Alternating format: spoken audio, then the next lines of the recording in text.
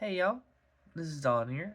I'm going to be talking about why it's important to do trainings between agencies such as fire, law enforcement, and EMS doing joint trainings.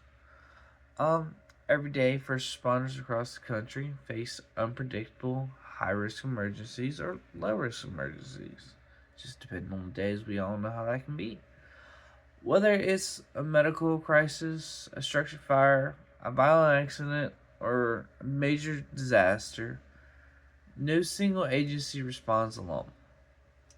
Emergency medical services, fire departments, and law enforcement, we depend on each other to keep our communities safe. But effective teamwork doesn't just start when the tone was dropped. It starts long before then with joint training. Today we'll explore why integrated training between EMS, police, and fire is not only valuable but is essential. EMS, fire, and law enforcement, we have different missions, equipment, and priorities. Police secure scenes and address threats. Fire department deals with hazards, rescue operations, fire suppression. EMS, we handle um we focus on the patients, assessments, treatments, and transport. But let's be honest, a lot of times our roles all overlap. Um, a car crash may require law enforcement direct traffic and fire department extricate the patient, pass it off to us so we can provide medical care. A cardiac arrest, you may see law enforcement step in, start doing CPR, because they are the true first responders, right? Um, Fire department may be assisting with moving the patient, managing your airways, um, you know, giving us room that we can operate when we need to. Um, but when we know each other's strengths, our tactics, and our limitations, emergency care becomes faster, safer, and more effectiveness. Um, Not too long ago, I ran a cardiac arrest with fire and law enforcement, and it went smooth. No one said, "Hey, can you do this? Hey, can you do that?" We were already, I got this, I got that, I got this, I got that. We didn't EMS, we didn't worry about the demos. Law enforcement said, "Hey, I got y'all. Y'all do y'all's thing. I'll get your date of birth, your name, and all that." To come back, he had the history, the medication, he had all of this great stuff we're gonna ask for. Fire department, we've done a couple trainings together and stuff, so they knew our bags and all our stuff. So one person's trying to get the IO kit out and stuff. Another fireman right there beside him is getting his medications and stuff ready to go, knowing that we hang normal saline. He had that prep ready to go. Didn't wait. Um, we got to worry, and we were doing our CPR. We were trying to get our Lucas in play. Everything, it went perfectly. We got Ross back on the patient after about 15-30 minutes. It was amazing. Um, but one of the biggest challenges we have during a lot of our emergencies is communications. Like, let's be honest.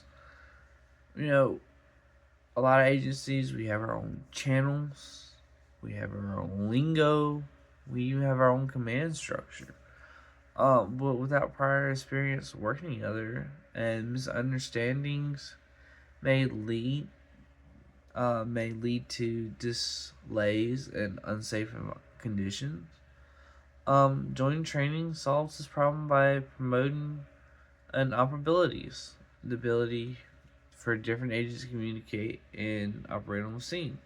Going back to my scene earlier, we've trained for a time or two. We've been on calls time or two. We know what we're looking at, what we're doing. Then although it's kind of important that we practice on other stuff, not just our codes and stuff like that, but um, many different things, you know, diabetic patients, cops with Narcan.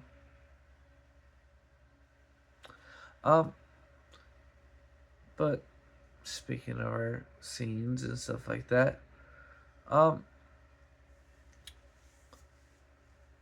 although, yeah, important clean communications. Our scene safety is the foundation to everyone's emergencies. EMS providers depend on law enforcement to neutralize threats, whether it's a violent subject, unstable crowd, or an active crime scene. Fire department relies on both police and EMS when operating in dangerous environments such as traffic collisions, hazmats, structural collapse. I think they also rely on a lot of themselves too. They're aware of what's happening better than us sometimes. Um, but again, that joint training, we know what we're looking at while they're doing their thing. So we're staying in the cool zone to the cold zone. While they're in the hot zone, we can look at what we're looking for. We know what we're looking for. You know, we know how to say, hey, you might want to let somebody know that column is about to collapse. Um, but in order to do that, you got to go back to training, and let's EMS. We're not going to get training on structural buildings or anything. Law enforcement not going to get the training, so we would have to go to fire department training to get that. Then we have and then once EMS, we're more aware of what police is, their training, their lingo and stuff like that. We can be ready to go. They pop off with their little lingo, their 10 codes, like, because they're notorious for using 10 codes. We know to, oh, well, I'm going to stay here or I'm going to run.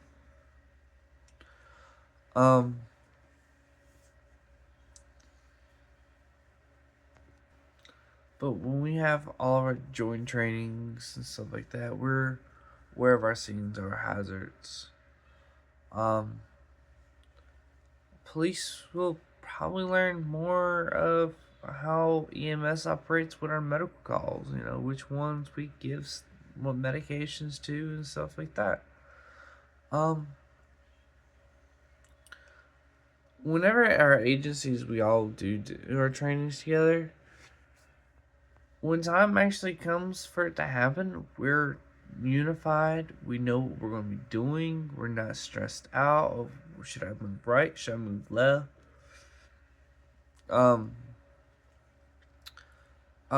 Like fire departments, they will know how to assist EMS with equipment, moving patients, managing airway. We have us asking, are you good with this? Are you good with that? They're already aware.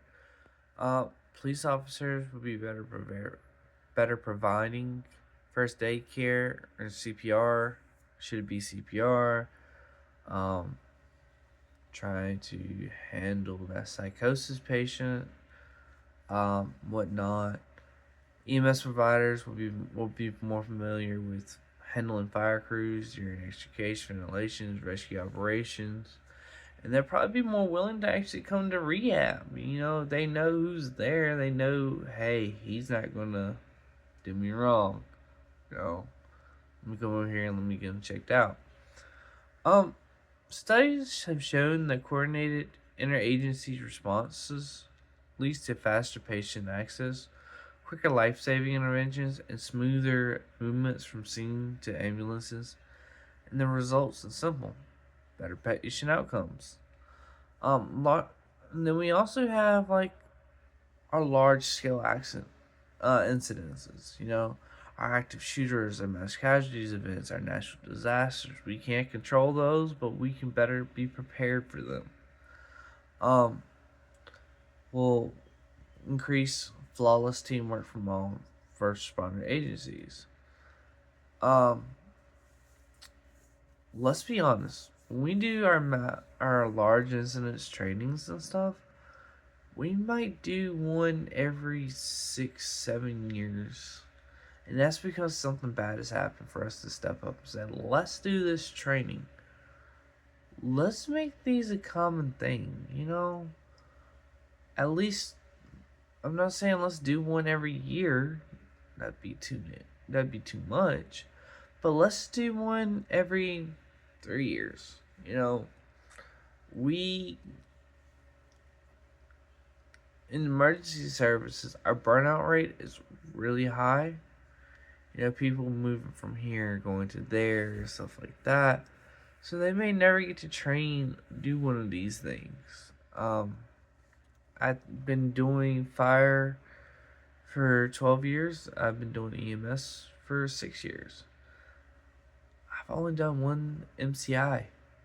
And it wasn't even that huge of a thing. It was just hey, this is your Con Ed for the month.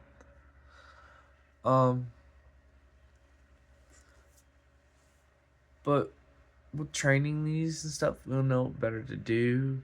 Should we be EMS attached to fire department that's on swift water? We know how to help pull them into the boat and stuff without flipping it. Should we be attached to law enforcement that is going in with to these shootings? We know when to step, when to not step. We'll know what patterns what. We'll know the lingo. We'll know all this stuff. But again, we'd have to train on it first,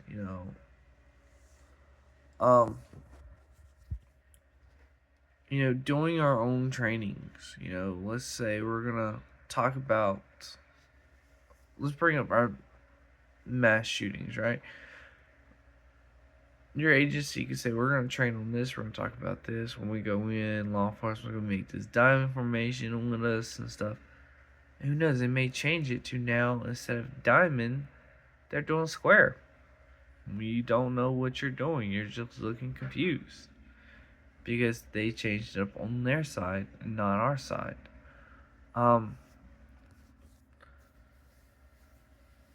Let's see. But yeah, again, training so that we're all up to date on stuff, not just big to the smalls. And doing these trainings and stuff, you get to know them better. You know who's gonna have your back. You're not gonna say, "Oh, well, his last name is Tucker B. Harris. Who's that?" Oh, Tucker B. Harris is a guy from XYZ Fire Department who hates chickens. So if he screams, either he saw something really bad or he saw a chicken. Hey.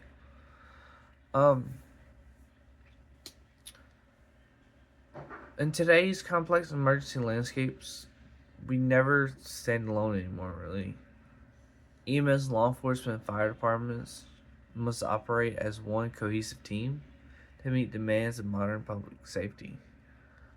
Joint training enhances communications, strengthens safety, improves operational efficiency, and then builds the trust needed for effective emergency responses. When responders train together, they perform better, and when the performance becomes better, lives are saved. I want to say thank you for watching this video.